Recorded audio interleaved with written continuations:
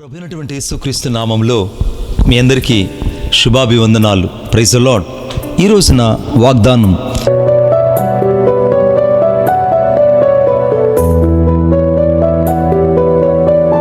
George వర్వర్ అనేటువంటి గొప్ప దైవజనుడు తాను ప్రపంచ పటం మీద చేతులు పెట్టి ప్రార్థన చేసేవాడట.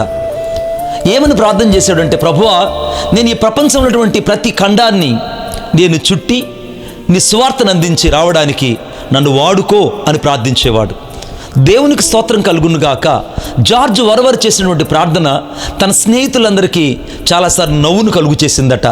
తన ఇరుగు పొరుగు వారికి ఇతడేంటి ఖండాలు తిరిగి వచ్చి సేవ చేయడం ఏంటని చాలామంది నిస్సహాయతగా తన గురించి మాట్లాడడం ప్రారంభించారు. కానీ దేవుడు చేసిన అద్భుతం ఏంటనంటే, జార్జ్ వర్వరు 7 ఖండాలు తిరిగి సువార్త చేశాడు. హల్లెలూయా. 7 ఖండాలు తిరిగి సువార్త చేశాడు. 7 ఖండాలలో తను గొప్ప పరిచర్య చేశాడు.